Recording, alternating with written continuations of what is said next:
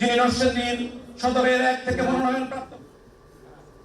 আজকের এই দিনে আমাদের হাজার হাজার কালো আফ্রিকানরা কত ছিলেন জেলা বিএনপির সহ-সাধারণ সম্পাদক শাহজাহান মল্লিক।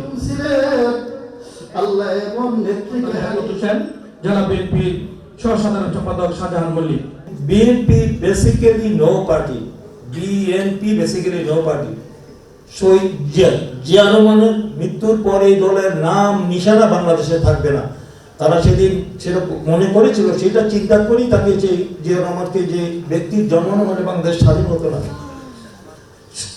সেই ব্যক্তিকে হত্যা করে তারা সেদিন কিন্তু উল্লাস প্রকাশ করেছিল। সেই দিনটুকুদের মুখে চুন কালি মেখে আমাদের প্রিয় নেত্রী গৃহবধূ থেকে এসে হাল ধরে সেখানে তিনি সেই দলকে দীর্ঘদিন তিনি দলকে যেভাবে অত্যন্ত মানে আপনভাবে মানে নিজের জীবন বাজি রেখে লড়াই করেছেন, সংগ্রাম করেছেন দীর্ঘ 9 বছর স্বৈরাচার এরশাদ বিরোধী আন্দোলন করে তিনি এই দেশের মানুষের গণতন্ত্র পুনরুদ্ধার করেছেন। উদ্ধার করতে গিয়ে আমরা দেখেছি তিনি বারবার নির্যাতিত হয়েছেন, নিগৃহীত হয়েছেন, অত্যাচারিত হয়েছেন, মামলা খেয়েছেন, জেলে গিয়েছেন। তাকে আজকে যেভাবে জনগণ যে তারা অভিষিক্ত করেছে, যেভাবে তারা বিদায় রাজকীয় বিদায় দিয়েছে, এটা পৃথিবীর ইতিহাসে অত্যন্ত বিরল ঘটনা। তাই আজকে যে ব্যক্তিকে যে শহীদ রাষ্ট্রপতি জিয়া রহমানের সমাধি আমাদের জিয়া উদ্যানের, আমরা জানেন যে জিয়া উদ্যানের সেই সমাধি থেকে আমরা জেনেছিলাম যে লুই খানের সেই যে নকশা, সেই নকশা 3 কোটি টাকা খরচ করে শেখ হাসিনা সেখানে আমেরিকা থেকে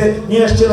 যে না, লুই খান যখন নকশা করা, সেই নকশার মধ্যে কিন্তু জিয়া রহমানের সমাধি ছিল না, তাকে তুলে নেওয়ার জন্য সিদ্ধান্ত হয়েছিল। আমরা শুনেছি, সেটা হয়তো তুলে নেওয়ার সিদ্ধান্ত হয়েছিল। আমাদের যে অতি সম্প্রতি যে আমাদের একজনের মানে স্বদেশ প্রত্যাবর্তন, আমাদের প্রিয় নেতা তারেক রহমানের আর আমাদের নেত্রীর বিদায়, এই ঘটনা আমাদের যে আগামী দিনে আমাদের এই শোককে শক্তিতে পরিণত করে আগামী দিনে আমাদের সকল রাজনৈতিক কর্মকাণ্ড, আমাদের জাতীয় রাজনীতি এবং আমাদের রাজনৈতিক কর্মকাণ্ড এবং আমাদের আগে জাতীয় ত্রয়োদশ জাতীয় সংসদ নির্বাচন 12 ফেব্রুয়ারি অনুষ্ঠিত যাচ্ছে।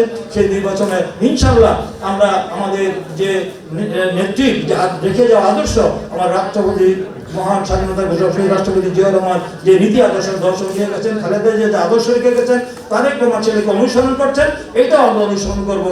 আগামী দিনে আমাদের সেই বিজয় আমরা আশা করি অর্জন করবো। জনগণ আমাদেরকে আবার দেশ পরিচালনার দায়িত্ব দিবেন, আমরা আবার দেশের জনগণের খেদমত করার সুযোগ পাবো।